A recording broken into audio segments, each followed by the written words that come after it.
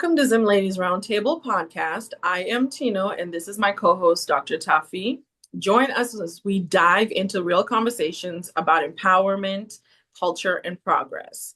Each episode, we share stories, explore important topics, and connect with our vibrant community. Be sure to subscribe to our YouTube channel, Zim Ladies Roundtable, and tune in to BWTV and Cityscape Radio on brownstoneworldwide.com for all our latest content. And follow us on Instagram and Facebook at Zim Ladies RT to stay connected.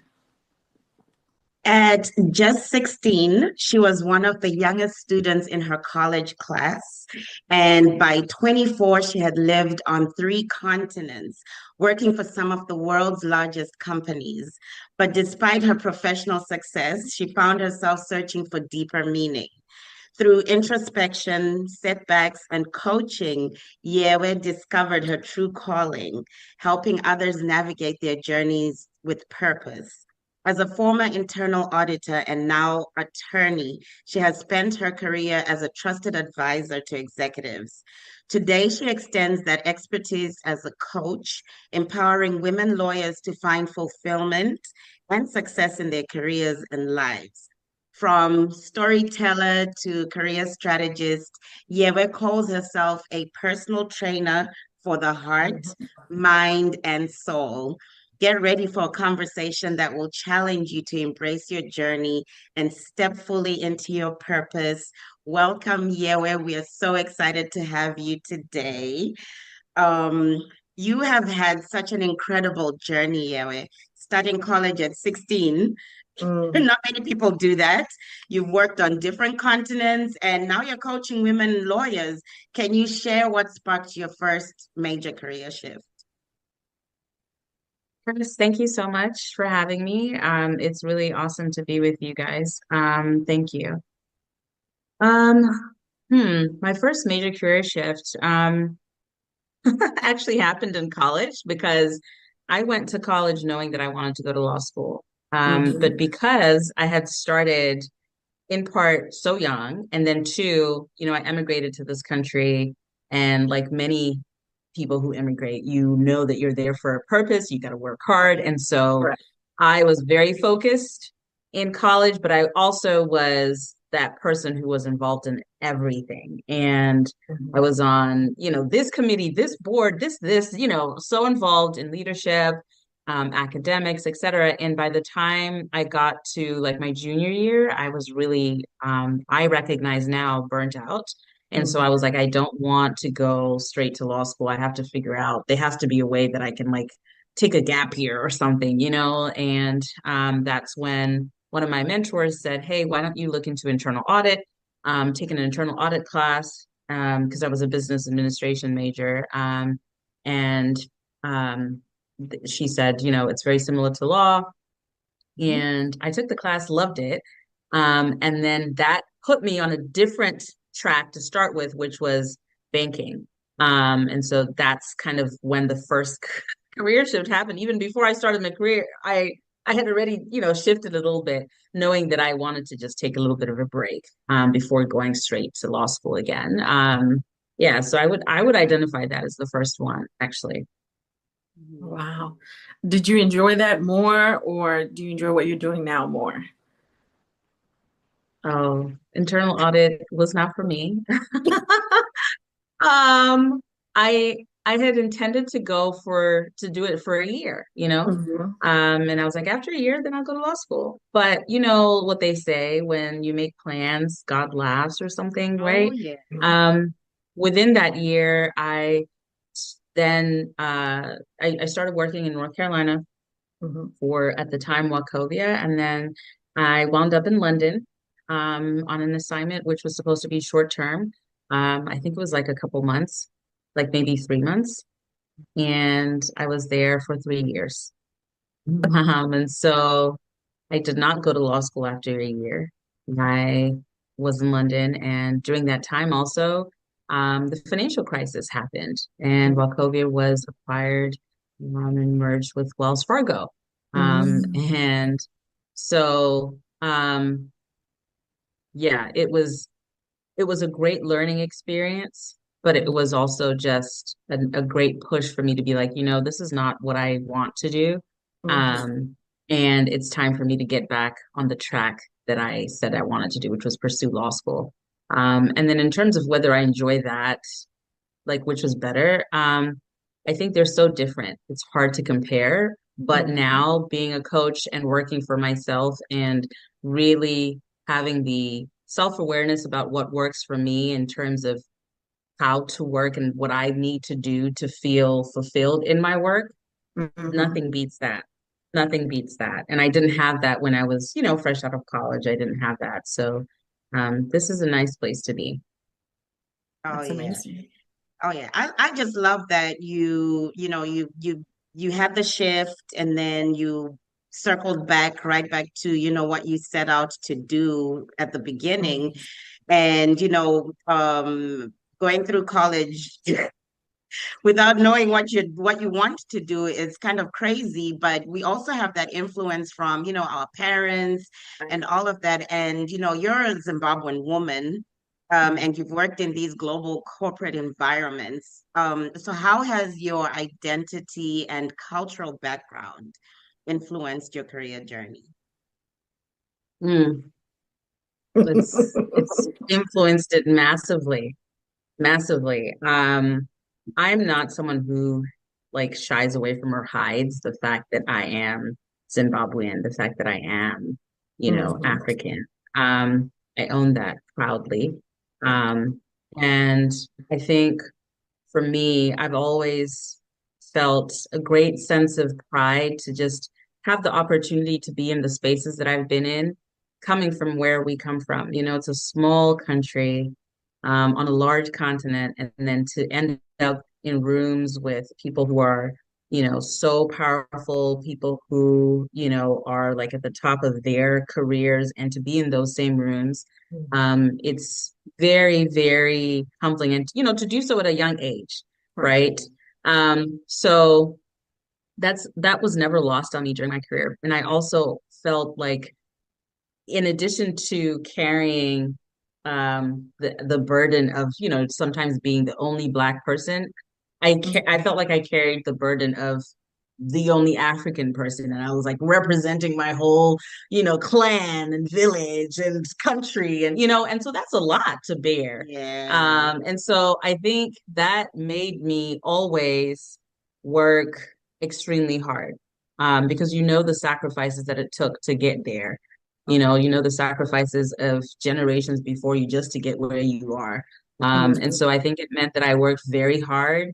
I think it also meant that I didn't always take the time to stop and pause and check in with myself to be like, you know what, maybe it's time to get off of this track and do something else. And sometimes I wasn't able to do that, like practically speaking. Um, so it's interwoven in it's like multi-layered. It's such a hard question to answer. But I think one way that I am now unlearning that is part of my culture, our culture is very deferential to elders. It's a very kind of respectful, culture. And there's a beautiful element to that. What Right. comes along with that is people pleasing. You For find sure. yourself always, right? Always thinking, what will people think? Yeah. How can I say this to such and such person? And when you take that into the workplace, it is a recipe for burnout. It is a recipe for having no boundaries. It is a Mhm. recipe for resentment. All things that I experienced and felt. And now, especially in the work that I do as a coach, I have been on a journey to unlearn a lot of those things, right? Mhm. And so culture played like it's such a huge role. I mean, there's even elements of the respectful culture of, you respect your elders and you kind of have to like show them that you're respectful. Sometimes you don't even look people, in the eye. You don't talk about yourself. It's a humility, based culture as well. You don't talk about your achievements and all of that. All things that like are so antithetical to Western culture. And so you show up in these spaces where you're at a table and people are talking about, oh yeah, I've done this and I did this, and you're there like, all meek and, and it doesn't serve you well. So there's elements of the culture that I'm recognizing didn't quite fit when I was in those spaces. And that's why there was a lot of tension for me at some points, right? Mhm. However, because I want to also talk about the things that are beautiful about the culture and how those help me. Right. The Ubuntu, culture, Hunu, treating people with dignity, seeing Right. everyone as a human, and it doesn't matter whether this person is cleaning shoes or carrying trash. That person in our culture has a place of stature, right? That is Right. an uncle, an aunt, or whatever, right? And so just that I think allowed me to form really great relationships with people, even Mhm. people who other people didn't even pay attention to, right? But I did because I'm like, you're a human. It Right. doesn't matter what your role is, right? And so just I think operating with that kind of baseline has been really great for me. And now that I'm coaching, like I see the fruits of that. I see the relationships and the goodwill that I've built up over time just from having really great relationships with people. So I think it's a multifaceted, multi-layered, we could have a separate podcast conversation just on that. That's Yeah. like my short answer Yeah. for now. So being a high achiever and then also working in spaces where there's a lot of other high achievers, did you ever feel like you weren't enough or you're not, or you're doing too much? And then now getting to a place where you're reinventing yourself. How did you manage those emotions? Like, how did you go through that? Hmm. So it's interesting, two things. I think for sure, yes, I felt like I wasn't enough. I felt like I wasn't doing enough, right? Because you are putting in all this effort and sometimes it's not yielding the results that you want, right? Mhm. And so you're like, well, am I doing something wrong? And then in my profession, both internal audit and law, even more so, are really difficult professions, really hard professions where you are scrutinized because what you're doing is high stakes. Mhm. And so, any mistake could be like, such a big deal, the fact that you missed Detrimental. XYZ. Mhm. And so, that emphasis on the things that are going wrong really makes you start to question and focus on the things that are going wrong as well. Naturally starts to be part of your personality and how you show up, right? You Right. only see and Oh, yeah. criticize the negative things, right? Because that's how you show up at work. So I think that for sure, I definitely felt less than. Mhm. Um, However, I did have people who reminded me that I was worthy because I had worked hard and I was Right. smart and I deserved to be there. Um, and I think also, we talk a lot about imposter syndrome, but the kind of pushback or counter to imposter syndrome when you are literally navigating systems and in systems that were not built for you. Right. And certainly, in the industries that I've worked in, primarily banking industry, before law school was banking. And then when I was a lawyer, I was in financial services banking.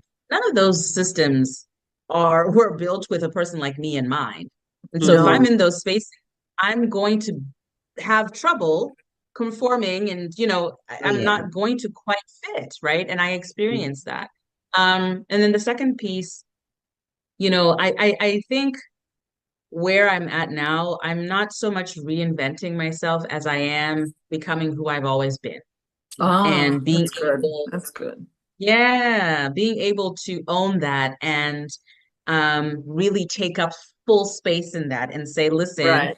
yes, I am a lawyer and a Uh-huh. children's book author and Right. a Mhm. coach, you know, and, and, Right. and, you know, Yeah. and I don't fit neatly into any box that you can place me Mhm. in. And so Right.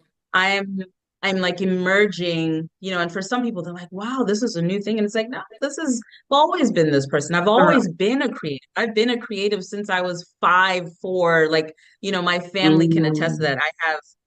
I have a long kind of long history in like creative arts. When I actually went to college, I wanted to major in art. That was going to be my major. mm. But I Wow. I was convinced that art would not be a good major because what if I graduated and I didn't want to go to law school, which that's exactly what happened, right? I didn't want to go straight Mm, to law school. And then I was trying to find a job. Art was not going to get me there. And so mhm. why didn't I consider something more practical? And what was thrown up was like engineering, computer science. And I was like, absolutely not. I don't want to do computers. And so the middle ground was like business. That's how I ended up as a business major, but I was supposed to be an art major. And So Mm, I share that's that a to say, problem. like, I've always been a creative. The law, all of that stuff just is a path that I took.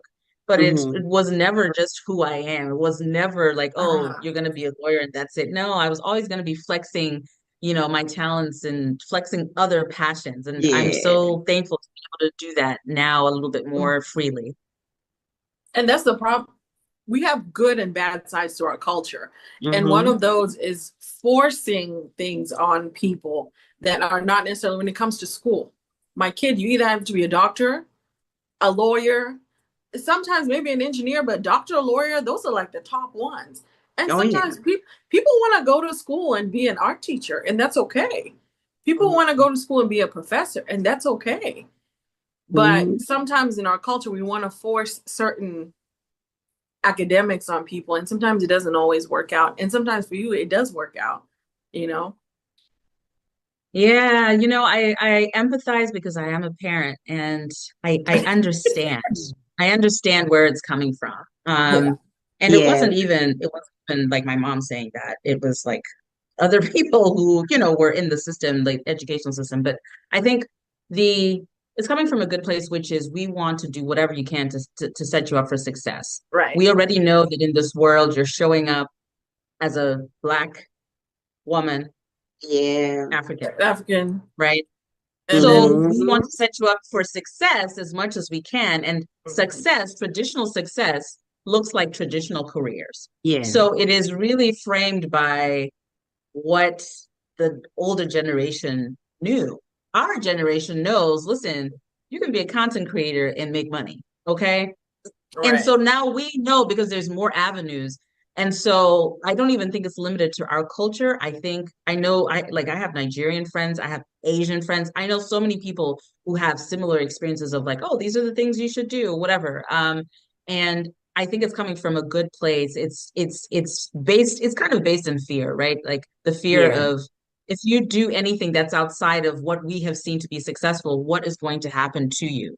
And to be very clear, like for me, I did not have the experience of being told you need to be a lawyer. Like that's something I wanted to do. I literally Mhm. wanted to do that since I was a kid. And it was ill-informed because my two kind of things that I was weighing were to either be an actress I or a love it.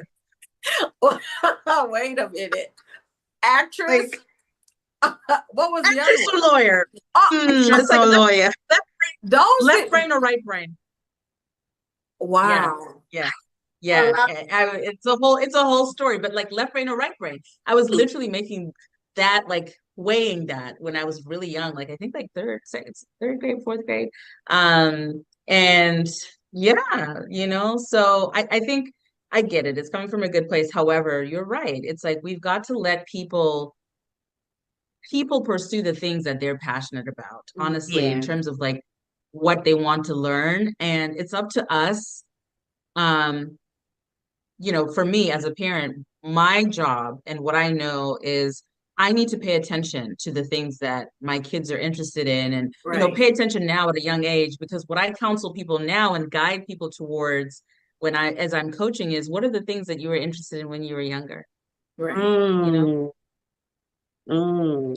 Yeah, and I absolutely understand that because what I wanted to do and what I ended up doing in college, two totally different things, and then what I'm doing now completely different. And I feel like after college, I pursued more of what jobs that fulfilled me, right?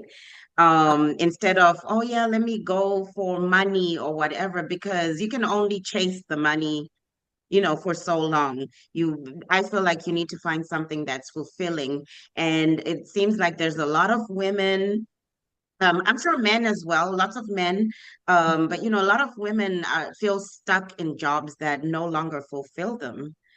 because you're either chasing money or you're chasing, or somebody pushed you to go to school for something that you're not really interested in, and they're hesitant to take those risks. So, coming from somebody who did what they wanted to do, right?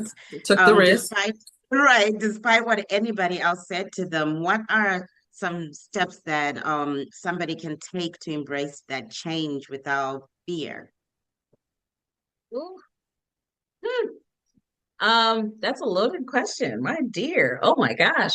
First of all, I think we have to um understand that just because you feel nervous, fearful, anxious, that doesn't mean that that's a bad thing, right? Because there's a natural kind of nervousness that arises when you are embarking on something important, big, etc. I think it's dwelling in that is the problem, right? So I'd say don't be afraid of feeling the feels.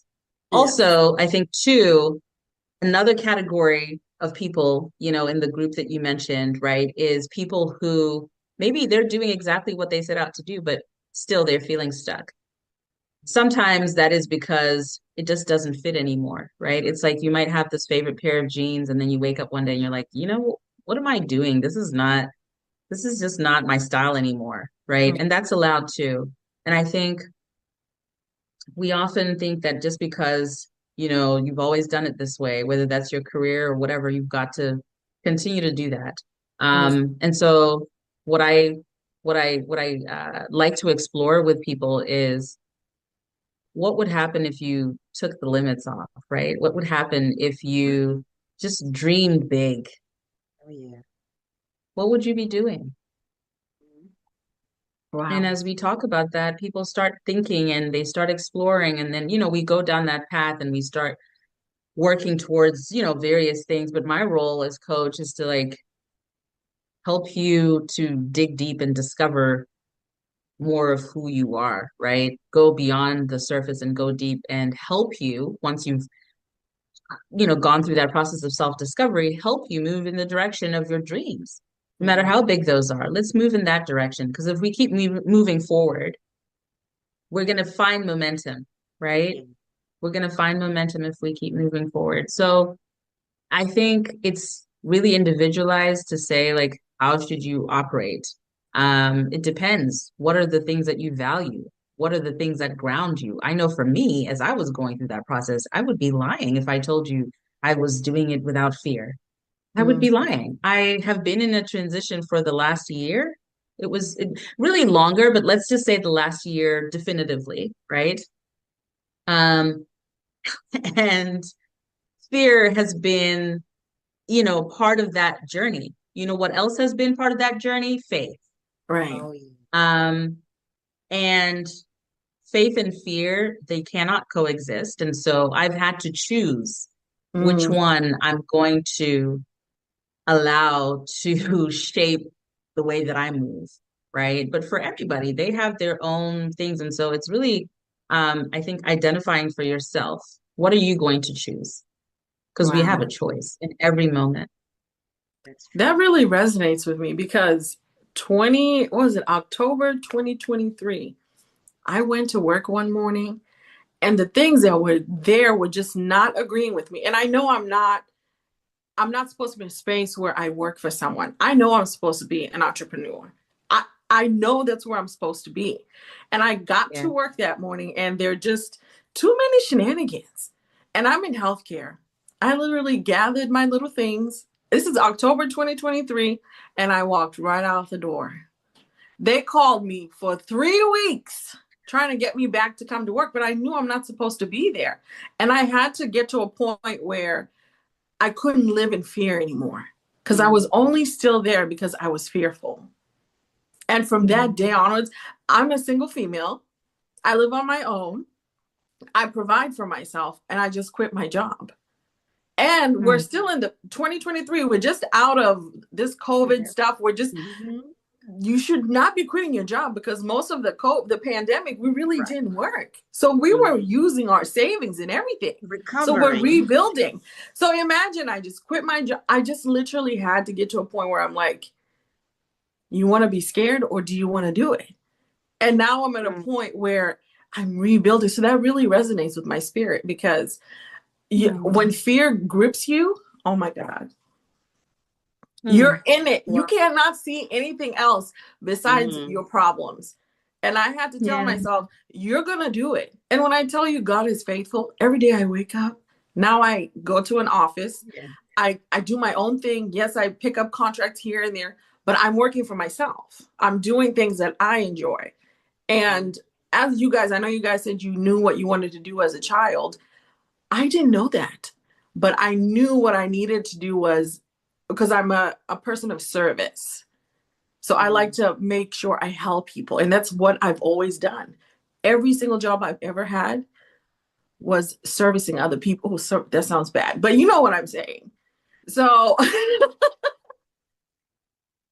but it really spoke to me when you were saying that, because fear can be very gripping and can really hold you back. And that's honestly what's held me back, because I should have been where I'm at today a few years back had I actually listened to myself and done what I was supposed to do. So thank you so much for sharing that. That was really, I was just sitting here and I could feel my spirit whirling up, because I'm like, wow, that's how I felt.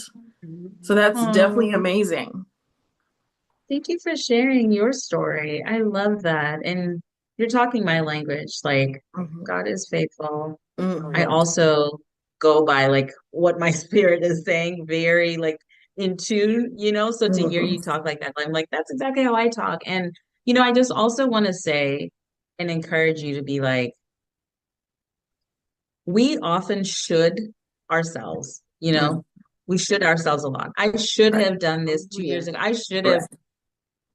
Where you're at now is exactly where you're supposed to be, because you had to learn and unlearn and go through that process. Very true. Right? And so give yourself so much grace.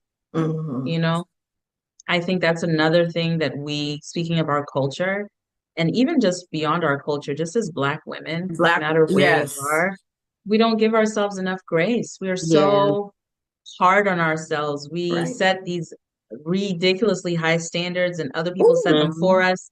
And then it's Black excellence and Black girl magic, which I firmly believe in. However, girl, give yourself grace. You're exactly where you need to be. Okay. You went through a pandemic. Of course you were scared, right? And so you made that leap now. And now exactly what you're doing now is what you're supposed to be doing, And so, yeah, I just wanted to say that to you, as you were sharing. Thank you. Thank you for sharing that. Thank you so much.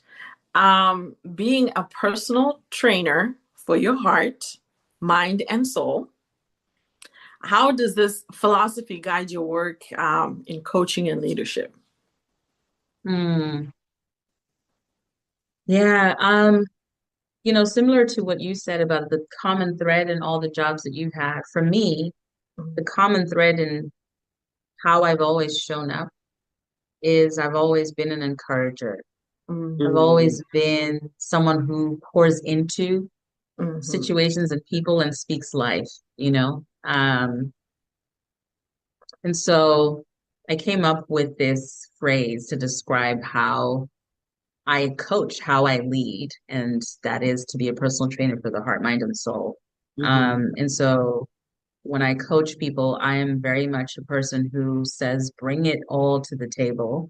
We are here to talk about whatever's going on professionally, but I know that whatever is happening professionally impacts the personal, whatever's happening personal impacts the professional. And so bring it all. That's why, heart, mind, and soul, because those things impact how you're going to show up and how you're going to move. And it's welcome. It's welcome in my coaching space, because I know firsthand that you really cannot separate those two things. I also use that phrase to be very clear that I am not a teacher. I am not a mentor. I am not, when I'm coaching, I'm really a guide. We're working together and walking together, right? You Mhm. are the person who's doing the reps. You are the person Mhm. who's doing the work. I'm here saying, why don't you do one more? I think you can Mhm. do one more. I've seen you just do 10. I think you could do one more. And so that's kind of the role that I play. I wanted to really paint that visual. Mhm. And it's just how even if you follow how I post and show up on social media, right? Like my heart is in everything that I say and in everything that I do. I'm not going to say something if I don't mean it. Right. I'm not going to put something out there if I haven't put my heart into it. That's just who I am. And Mhm. so that phrase is just, it captures how I want to practice as a coach. Yeah. I I love that, Yewe, and I can completely see how you put your heart, mind, and soul into coaching, and it's sometimes difficult for people to, I guess, grow and be successful, right? And we all know that there's some habits or some mindsets that need to shift for somebody to be able to completely change, to change their ways or become a leader or, start their own business. What's one habit or mindset shift that completely changed the game for you in terms of growth and success? Wow. Probably more than I one, right? see what's happening here. You're with the loaded questions. I'm like, how do I choose just one? I love that question so much. I love it so much. Hmm. I'm gonna say because this permeates personal and professional. Realizing and recognizing that we get to choose. Mhm. Mm. I think I just got chills. When I fully embrace that I get to choose, and in every instance, I'm making a decision. Things happen around us all the time, but we get to choose how we respond to that. Right. You could be in a toxic work environment, right? Mhm. You are making a choice To also, be there, right? right. Yes. You're making a choice to be there. And we make excuses, oh, but I need to do this for my family, whatever. Mm-mm. You are Hmm. still making a We choice. do. Yeah. You're still making a choice to say, I'm going to continue and bear with this, right? And Hmm. so I think when you come to that realization, it is it's a sobering one to be like, wow, Mhm. wow, you know? Um, and it allows you to be empowered, I think. It allowed me to be empowered to say, wait a minute, in what instances have I let other people choose for me, Yes. Hmm. right? In what ways have I given up my power? Yeah. And I think for me in the last year, navigating the gift of a layoff, right? Navigating starting my own business, Mhm. navigating what will people think, right? And all of these things, the one of the most profound like mindset shifts I had to make was I'm gonna choose to say no to the fear. I'm gonna Yes. choose to say no to the fear, and I'm really leaning into that even more this year. And I sung the song that essentially says goodbye fear, Mm. hello peace, joy, all the Yeah. things that you want to call in. And to be able to do that, you've got to let go of the things that are no longer serving you. And for me, fear was a huge one, right? But I was choosing to let the fear win and just be like, okay, fine, that makes sense, and rationalizing it in my head. And Yes. you Mhm. know what's happened when I have started to shed that fear? Things did not crumble and fall apart No, they never do. They don't. in the Yes. way that I was envisioning. I was like, wait a minute, like I'm still reminding myself of that. I'm like, all these scenarios that I had conjured up in my head and that were literally the story that I was now, it was just like, it was almost fact, right? Because I'd run that scenario so much in So my many head. times. In your It's like, oh, head, right. that's obviously what it is. And That's then true. you let the fear go, and it's like that scenario is nowhere close. And also, what's happened is I don't care. I don't care as Mm, much. I don't care as much because fear allows you to be so invested Mm. in all of these scenarios. Fear says, hold on to each of these scenarios and yeah. and pour your attention into them. You let go of the fear, these scenarios, you're like, I actually don't care. I Mhm. don't actually care, And they're not you know? reality. Right. And even if they become reality, it's like, wait a minute. These are other people's thoughts and actions. That has nothing to do with me. I To do cannot with To do control with you. that. me. Right. I Mhm. cannot control that. So, Mhm. long way of saying, recognizing that I get to choose. That has Yeah. been a big one. Yeah. And that's what we forget a lot of times when you're in that space of fear, that you have the power to choose. Yeah. That you within yourself are a powerful entity. You can do anything that you want to do. And I just, those are the things I have to keep telling myself every day. And the Yeah. not caring part, because I'm one of those people, I wasn't a people pleaser, but I did worry about what people thought. Thought, Now, yeah. oh my God, you can't, it's like someone might literally just drop right there. And I'll be like, oh, okay. Because I can't do anything about it. There's nothing I can do. There's nothing I can control except myself. Mhm. That's Mm. it. Yeah. Yeah. Power of choice. Yeah.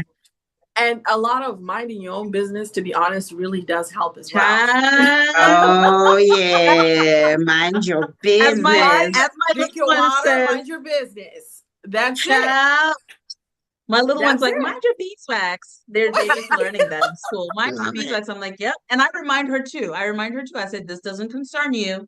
Hmm. You know, Right. It's worry about yourself. Worry about yourself. Exactly. I think, what you just said, is spot on. And I also think that I was like you in believing that I was not a people pleaser until I took some inventory.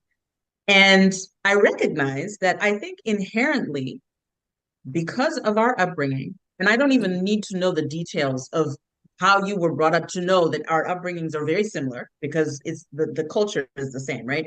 And it permeates, it's African culture. And then I think other ethnic minorities have the same, but I'm just going to talk about like the Zim culture. Mhm. There is an inherent people pleasing in there. So the fact that you even said worrying about what people thought, there's because then that informs your actions. I was the same way. I was like, oh, I'm not a people pleaser. I would hear people say people pleasing people, and I'm like, oh, I feel sorry for That's not you. me. Wow. Who Right. wants to live like that? Oh, wow. And then I realized, wait a minute. And as I'm checking myself, I'm like, actually, yeah. Yeah. People pleasing is one of my saboteurs. It's not my top one, Mhm. but it is One one of off. the Yeah. self-sabotaging, things. And so I think it's okay to say, you know what I mean? To be like, you know what? There's a little bit of that. I'm just saying you're in good company, my sister. You're in good company, even if it's not one of your top ones, Okay, it you wasn't know? my top one. It wasn't my Yeah, top. yeah, One off. yeah, One Maybe off. top yeah. five. Top five, exactly. Because I think we have to recognize it so that we can unlearn it. And Right. we grew Hmm. up a certain kind of way, you Mhm. know, you know, uncle is coming, Sekuru is coming, auntie's coming. You can't say that. You can't do that. You can't, you know what I mean? All of Hmm. these social contracts that were Hmm. communicated to us about, well, you Yeah. can't disrespect this person because they're older than you, they have a certain position in the family, Mhm. all of that. And it's like, but they can disrespect you. They can say all these things. It's okay because they're Hmm. older and they're in a certain position. Like all of these things that are just like, what are we actually doing and what's Right. actually Right. happening? I say that Wow. just to say, we're all in the same, we're on the same boat. We're on the We're same on the boat. same boat. Um, Ugh. but I feel like you and I, it sounds like you and I have been on a similar journey, and I love that. And I thank you for sharing your story. It's like every time you're sharing, I'm just like, oh, I love it. It's very, very, I very honestly similar. feel like at 36, I'm finding myself. I, it's never too late, but I always thought I knew That's true. myself, like the full strength Yeah. of who I am. But now, as I am developing and leaving, because, you know, our parents, they never want us to leave home. They want us Mm, to stay there until we get married. But I got to a point, I talked to my mom, I was like, I'm ready to move. I can feel it in my spirit. And that was like at 32. And she's like, okay. And she could sense it herself. The last time I tried to move, she fought it. But this time she agreed. She said, okay. So living on my own, figuring out what I want out of life, how I'm going to do it, and even sometimes struggling through those hurdles has definitely built character. Because a lot of times when you're under an umbrella, you don't really learn a lot of things because you're you don't. sheltered. Mm, But when you get out and you start, you know, flapping your little wings and seeing, oh, okay. So if I do this, the sun does shine, mm, right? If I do this, oh, it might rain a little bit, but the sun will still shine, right? So it's mm, just, you really have to, I love this journey. And when you speak like all this stuff, it's really resonating with me because that's the journey I'm on. Every single day it's a new discovery. Every day it's something new. And just accepting ourselves is number one. Mm, Because a that's lot of beautiful. times we don't even begin. We get on this journey, Yeah. we say, we know ourselves. I know myself. I'm accepting myself. No, half the but do time, you really? Mm-hmm. right, this person you're Yes. presenting, you're expecting other people to accept, but you don't accept yourself. That that part, that part right there. It's a journey in self-discovery, self-acceptance, and most importantly, self-love. Oh, Mhm. yeah. Yeah. Mm, Self-love to just be like, listen, I am a flawed human. Right. So mm, flawed. I don't have my together. Right. mm, I am figuring it out. And guess what? It's beautiful. And I love myself because I am worthy. I bring so much Mhm. value, you know? And I think a lot of us, what I am discovering, oof, what I'm discovering is so many of us have internalized these messages we've received Mhm. from other oh, Yeah. yeah. people. Right. Yeah. And we are so broken. Mm. We are so broken that it is affecting how we work, how we Right. live, right? Mhm. Mhm. And I think that is part of the beauty of the power of coaching because then you have someone who, like me, right, is a personal trainer for the heart, mind, and soul. And I'm here to check you to be like, well, who told you that was true? Right. Mm, Told you that you are all of these negative things because the Mhm. track record, what I know, what you've just shared, tells me Mhm. otherwise. So how do you yeah. reconcile feeling like you're a failure and yet here you are, you know, you've climbed the corporate ladder, you're a person who loves to help, you're a person, how do you reconcile that, right? And I think so Mhm. many of us are stuck in our heads. Remember those narratives we talked about? We're so stuck in our heads and we've played that tape so many times we've believed it now. And now we're broken and it permeates and shows up in everything we do.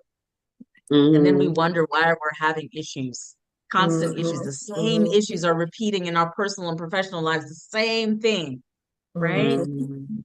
mm, mm. Yeah. And I Wow. think one thing that really shows Yahweh is your, I don't know, your love of sisterhood and just how much you support, your people, right? We've known you for what, since 2020? And Ah, yeah, since Yeah. 2020, and you have always, always supported us. And we love sisterhood. That's what Zim Ladies Roundtable is about. Mhm. And I feel like when we look in the dictionary where it says sisterhood, I think your face is right there, right? I think your face is right there because it's been, it's what, 5 years, almost 5 years now that we've known you, and you have shown so much support Mhm. to Zim Ladies, to me personally, even, with my own ventures. And Mhm. I absolutely love working with you. And I feel like you're one of a kind hype woman, right? And I feel like a lot of women need that, and we Mhm. just don't know how to do that. We don't know how to hype each other up more, whether it's in business, in leadership, in life, or or any of that. And you seem to have been born to do that, and that's why Mhm. you're a coach, you're a mentor, that's why you're doing all these things that are so fulfilling to you. And I think you would be a great teacher on how, a coach on how can us as women hype each other up in all aspects of our lives, because you do that daily.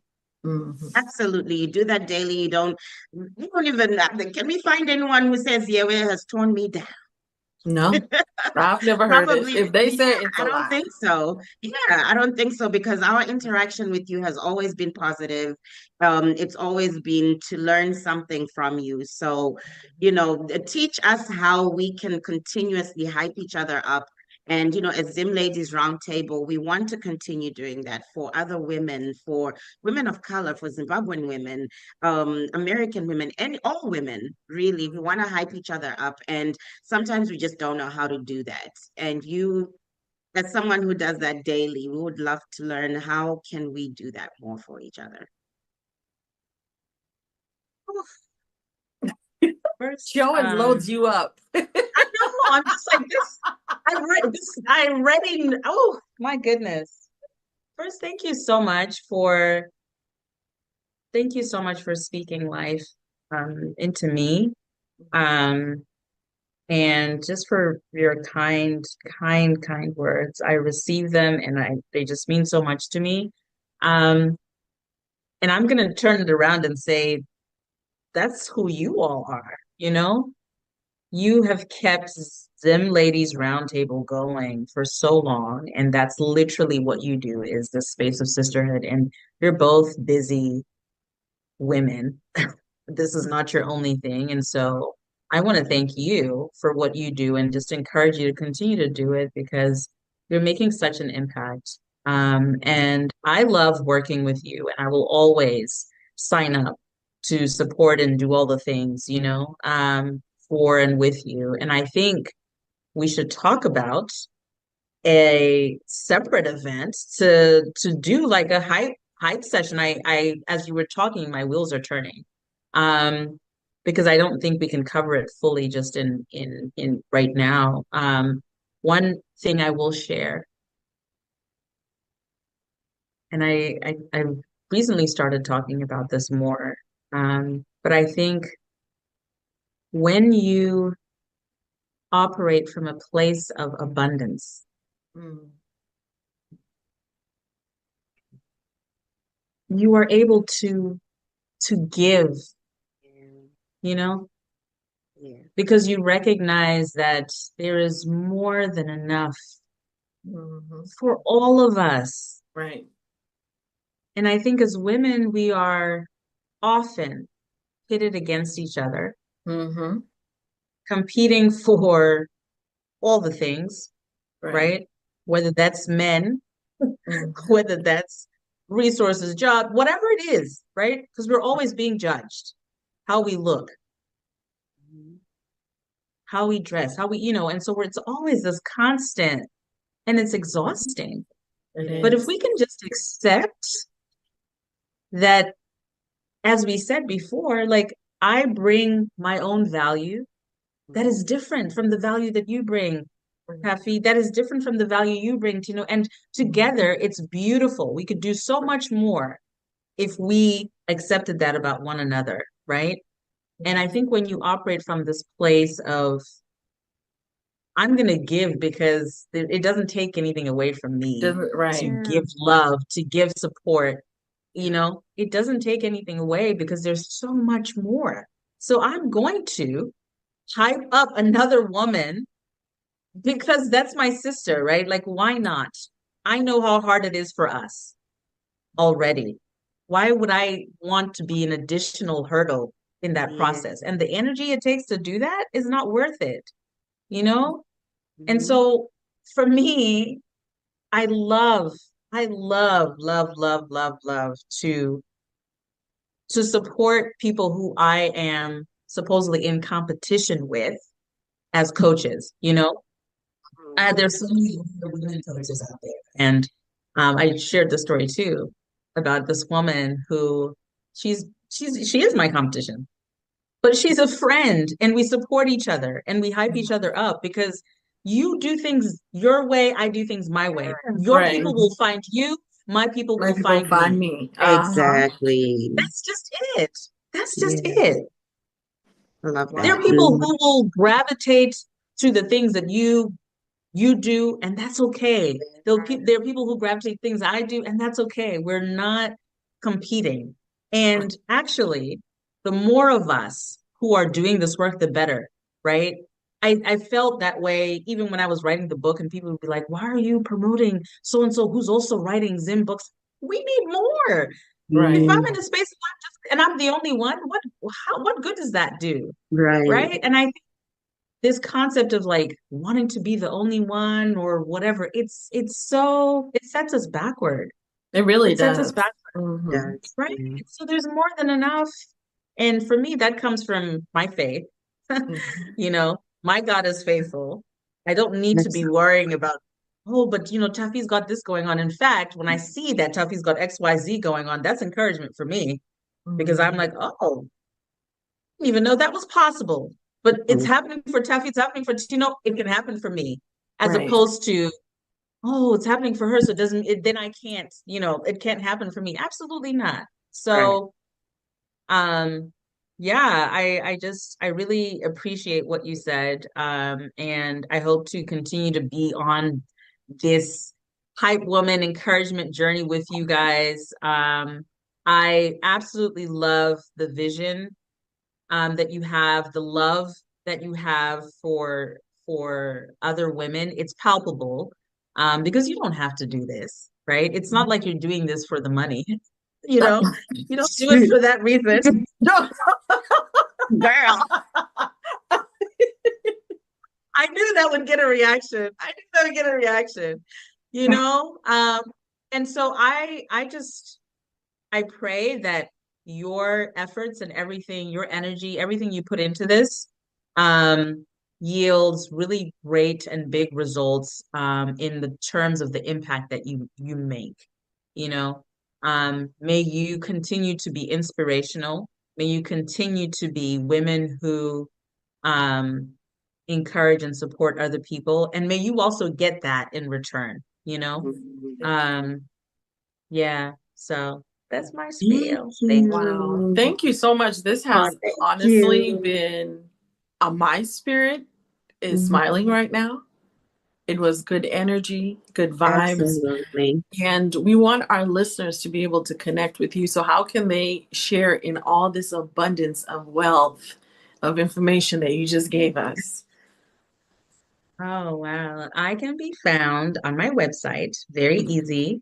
It's my name, www.yevedzo.com. On LinkedIn, Coach Yeve. You can find me that way. And subscribe to my newsletter, which hopefully I will, revive very soon. Well, Do let you us know, know when you do. Taffy, I don't know if you were paying attention when we had a live a couple weeks ago, and Mhm. someone said to us, we need to have an in-person meeting. Yep. And Yep. as I am talking right now, because obviously we'll need a panel, I'm like, Yeah. Oh, yeah. Oh, is yeah. it not perfect? Absolutely. I feel like Yeva would be one of our panelists. As She has to here. be. She's already said yes. Well, Sign me up. Sign me up. I don't even know what you're talking about, but yeah, let's do it. we don't know when we're gonna do it, how it's gonna happen, but I feel like we need to work on it because that's like the third person who said that to us. Yes. We definitely need some in-person type of stuff now. Event, something. Yeah. Yeah. So 100%. Yeah. 100%. thank you so Next. much for joining us today, and sharing your time and your insights with us. We truly appreciate it. As always, you can follow us on our Instagram and Facebook at Zim Ladies RT. You can watch our episodes on YouTube as well as BWTV and Cityscape Radio every Wednesday, 7:30 p.m. Eastern Standard Time. Thank you so much and have a great day. Thank you. Thank you.